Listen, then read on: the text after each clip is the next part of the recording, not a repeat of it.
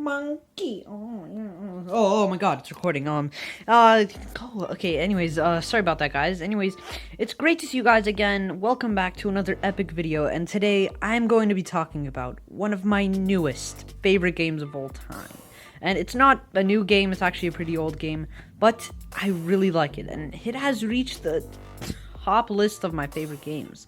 So I'm really excited to talk about it, so let's just jump into it.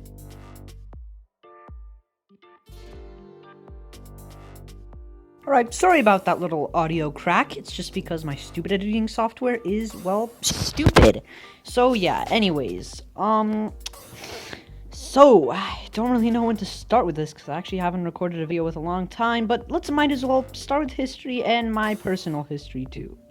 Sorry about that little burp there. Anyways, so my personal history is that I haven't really been that big of a fan of Rockstar Games before this game come out. And if you don't know what Rockstar Games is, it's the game company behind the Grand Theft Auto series and Red Dead Redemption, which I gotta say is probably their most popular franchises, as well as a few others like Max Payne and Manhunt. Now, before this game, I normally just thought that GTA was pretty much just mindless violence. I did think Red Dead was pretty good, but I normally just thought that GTA was pretty much just mindless violence and not really that good. But when I played this game, it totally changed my views. At first, I heard about it and I thought it looked pretty interesting. And, yeah, I did more research on it, and wow, it was actually really cool in terms of the story, the gameplay, and, well, everything. And I thought that this couldn't possibly be the same exact company that made GTA. But it turns out that, yeah, it was. And I did more research and found out GTA isn't actually mindless violence. It's really a satire of mindless violence. Which, by the way, is totally my type of humor. I do like parody humor a lot, and that's totally what GTA was going for. So, yeah, that actually makes me really happy, and this actually taught me a lot about it. So yeah, if you can't tell, I obviously really like this game. So, let's just jump right in with the story, baby. Oh yeah. Alright, so in this game, you pretty much play as Jimmy Hopkins, which is this kid who comes from a troubled home and has gone through several failed marriages with his mother, getting a new stepdad and stuff, and gets moved to this boarding school called Bulworth Academy in the town of Bulworth. Now, needless to say, this story is amazing. It perfectly satires and depicts school life just perfectly, and I just really enjoy it. Because obviously I've been through my fair share of school problems, and I gotta say, this story handles it really well. And I just really just enjoy it a lot. And I can even relate with it for a little bit because of all the school problems and stuff. And it's also a really good satire because it actually depicts how truly ignorant and screwed up the school system really is. So yeah, obviously I really do like this story.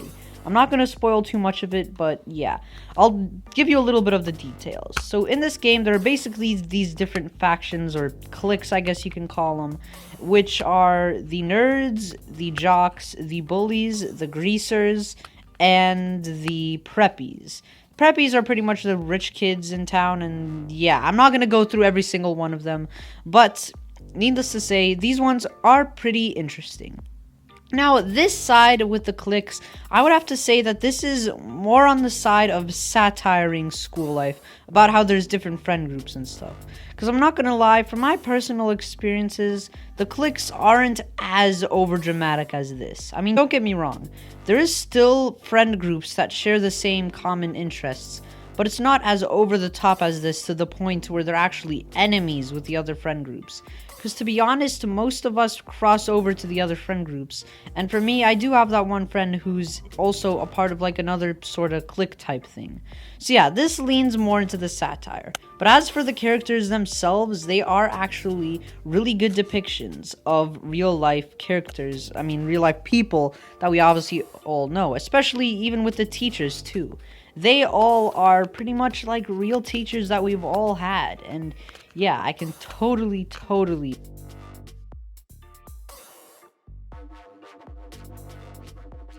relate to that. Sorry about that microphone error again. But yeah, I can totally relate to this game and stuff. So yeah, the story for the most part is pretty good. But you guys obviously don't care about that.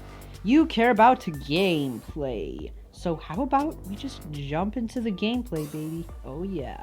Alright, so the gameplay in this game, it's pretty similar to GTA, and yeah, it's pretty much the same as that, only with few differences. The weapons aren't obviously guns and stuff, they're more like light-hearted weapons, to say the least. And yeah, in this game you pretty much can do a lot of the same things as GTA, except instead of stealing cars, you can only steal bikes, motorpeds, and go-karts. The go-karts you can't actually steal. You actually unlock a go-kart after doing go-kart races in the game.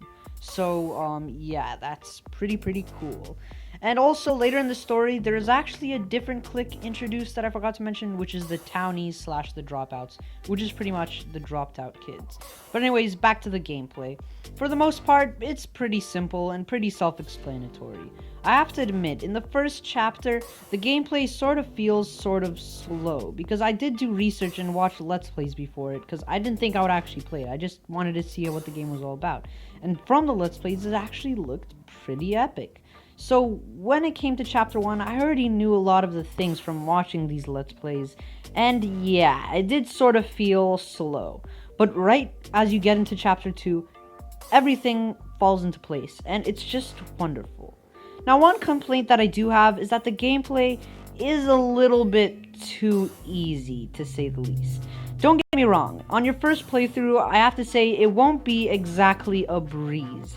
There will be moments that you will indeed get stuck on and stuff, but that mostly comes from, I don't know, like not knowing how to do certain things, and you know, when you first play the game, you don't know the certain tricks and stuff that you need to know. For example, the map system, it's pretty good to say the least, but there are certain things that most newcomers will not understand it and will confuse them. So that's why it's not exactly a breeze. But once you get the hang of it, it does become pretty easy. Now, what I would say, if they do make a Bully 2, and there are a lot of rumors that they're going to make Bully 2, I would suggest rank up the difficulty just a little bit. Not too much, but just a little bit, just to make it a little bit more difficult. Because if I'm being honest, the final boss fight sort of felt anticlimactic. I mean, I beat, well, I'm not going to say exactly what the boss fight was, because I don't want to give any of you guys spoilers, but in the final boss fight, it sort of felt anticlimactic. It sort of felt like it was just like over and it just stopped, and I was just like, okay, I guess it's over. See you guys later. Bye. Keep on pretending to kiss someone, whatever I was doing. Alright guys, I'm back. Anyways, so yeah, I would say rank up the difficulty just a little bit. That's all I have to say to that.